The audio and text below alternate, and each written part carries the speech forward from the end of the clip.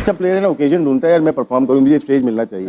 बड़ा प्लेयर कुछ प्लेयर्स होते हैं कि यार मेरे ओपनर, कुछ बोलते हैं कि मेरे ओपनर आउट है, मेरी बारी आए और मैं हीरो बन जाऊं। तो यही वही चीज जो बताया सैमसन का, वही चीज है कि मुझे हीरो बनना है। और पूरी दुनिया देख रही होती है, क्रंच मैच था वो, ये नहीं सिर्फ बैटिंग करके अपने रन करके नहीं है, उसको जितवाने के लिए हीरो बनना है। We have to speak to you, Sanju. This accomplishment in such a crucial game, what does it mean to you?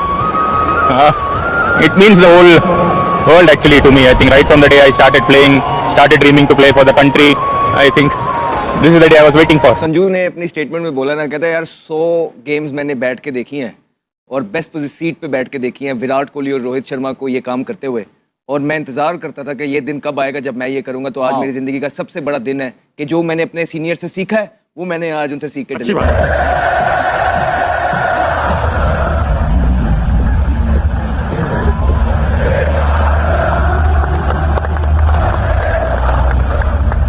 Surya Kumar Yadav कप्तान, जो आज फिर से नहीं चला, उसने अपनी टोपी उतारी, पूरा बाव डाउन करा, उसको पूरा झुक के उसको सलाम करा कि भाई तेरी वजह से thank you so much Sanju ji कि आपने अपने लिए हमारे लिए भी जस्टिस कर दिया कि हम आज सेमीफाइनल चले गए, नहीं तो हम बाहर हो जाते। भाई पूरा झुक के उसने यूं करा है। ऐसे टीमें खेलती हैं, ऐसे टीमें बनती हैं, ऐसे प्लेयर मैच विनर बनते हैं। वक्त आ चुका है हाउस ऑफ नूरपुर के विनिंग मोमेंट्स देखने का। These winning moments are brought to you by house of Nurpur. आइए देखिए संजू क्या शॉट है, clears mid on and finishes it off.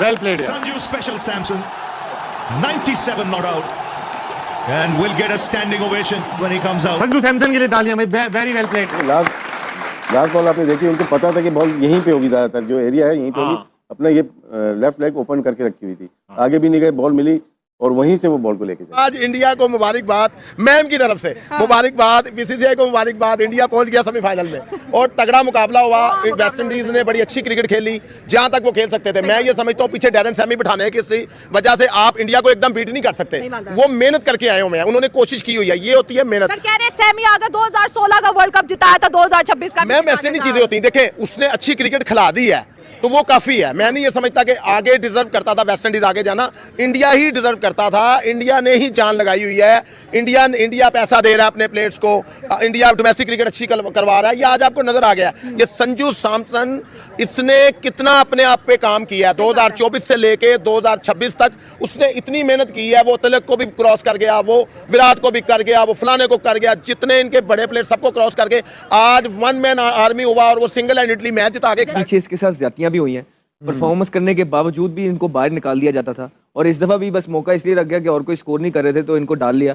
लेकिन बहुत लेट खेलते हैं, बड़ा टाइम है। आपको याद शर्मा की झलक आती है वैसे, रोहित शर्मा पीछे आपको आमिर याद होगा भी साउथ अफ्रीका जाके 2 सेंचुरियां की थी। अब पाकिस्तानी किसी प्लेयर ने उनकी पूरी टीम के खिलाफ जाके, जेनसन रबाडा के खिलाफ जाके लौट के 2 सेंचुरियां की हो T20 में। उसके बाद आप सोच सकते हैं अगले 5 साल वो बाहर होगा। ये 3 महीने बाद बाहर हो गया था। इतना कंपटीशन है वहां पे, कंपटीशन बहुत है, ठीक है ना। और उसके कितना अंडर प्रेशर होगा इस इनिंग में, और लेकिन इस अंडर प्रेशर उसने किस तरह अपनी नर्व को कंट्रोल किया। जिस तरह आमिर से बात हो रही थी कि ये बड़े मैच्योर प्लेयर है, पाकिस्तान के मैच से पता लगता है कि इतने अंडर प्रेशर वाले गेम के अंदर भी जिस तरह वन साइडेड ये जीतते हैं, इट शोज कि इनकी नर्व बहुत स्ट्रांग है। और इसी तरह इस प्लेयर ने आज शो किया, फिनोमिनल इनिंग। और जो भी कोई शादाब से बड़ा प्लेयर नहीं है संजू, जिस तरह से वो खेला, अभी कामरान भी यही बात कर रहे थे, मैं भी यही कह रहा था कि वो आपकी स्टार्टिंग 11 का हिस्सा नहीं था। That's the good thing about this team कि ये किसी एक प्लेयर पे डिपेंड नहीं करती।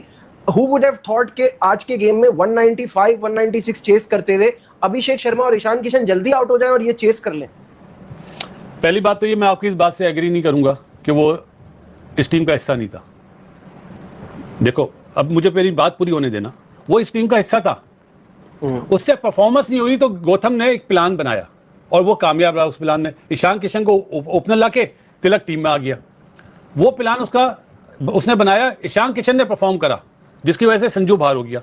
सही है, लेकिन जब तिलक नंबर 3 पर आया तो उस वे में नहीं खेल पाया ना वो, तो उसने फौरन ही अपना प्लान चेंज करा कि अब हमारा एक मैच हम हार चुके हैं। और उस प्लान में उसने क्या करा, विकेट कीपिंग भी संजू से कराई, हालांकि काम ही कह रहा था ईशान किशन करेगा, कीपिंग भी कराई और नंबर 3 पे ईशान किशन को ले आया। लेफ्ट राइट कॉम्बिनेशन भी ले आया, तो वो उसमें कामयाब हुआ। और संजू ने जो इनिंग्स खेली है, मुझे याद दिलाई है उसने, मेरे ख्याल है विराट कोहली की, दोनों जावियों से खेला है। पहले पावर प्ले में संजू ने डोमिनेट करा है, सामने अभिषेक भी आउट हुआ है, ईशान किशन भी आउट हुआ है, लेकिन डोमिनेशन संजू की थी।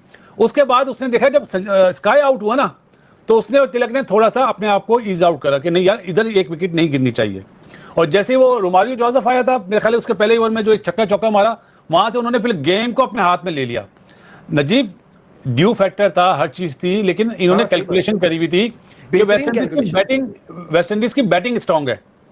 भाई ये तो पहला मैच पहली बारी लेकर जीतते हुए आ रहे थे ना, इनकी बॉलिंग तो बहुत अच्छी है, लेकिन प्लान को चेंज करा। शायद मेरी अपनी भी एक थ्योरी है, मुझे लगता है कि यार अगर आप स्पोर्ट्स से हैं, आप इन चीजों से हैं, तो आपको मिर्च मसाला लगाने की जरूरत नहीं है। मिर्च मसाला लगाने वाले बहुत से लोग हैं जो करते भी हैं। मेरा मानना है कि स्पोर्ट्समैन, ये सेलिब्रिटी जो शोबिस से हैं, इनको अपने काम से काम रखना चाहिए। हाँ, बाकी देश सबको प्यारा है, आपको जुबान बाहर निकाल के दिखाने की जरूरत नहीं है। सबको पता है कि यार हर एक को अपना देश प्यारा होता है, इसमें कोई वो नहीं है। आपको याद होगा इंडिया पाकिस्तान एशिया कप के अंदर 2-3 बार भिड़े आपस में, उसमें पाकिस्तानी क्रिकेटर्स ने भी कुछ किया, उन्होंने भी आगे से कुछ किया। लेकिन मैं एक वीडियो देख रहा था जिसमें 2 भारतीय क्रिकेटर्स बरार का मिमिक कर रहे थे, मजाक कर रहे थे, जो भी मिले, लेकिन ये बंदा बिल्कुल साइलेंट खड़ा है। मैं ये नहीं कह रहा कि इसको मतलब वो है, ये आप उसको कहीं पे भी देख लें, he is so decent, he is so decent. कहीं आपको वो नहीं लगेगा कि यार कोई मतलब कोई इस तरह की हरकत कर रहा है। कोई भी आईपीएल में कहीं इवन के ड्रॉप हुआ टीम से, मतलब मोस्ट डिजर्विंग गाय कभी इन होता है, कभी आउट होता है, मोस्ट डिजर्विंग गाय, ठीक है ना, कोई वो कंसिस्टेंसी नहीं है, और फिर भी उसको मतलब ज्यादा टीम के साथ लगा रहता है। मुझे याद है अभी जब ये सीरीज खेल रहे थे,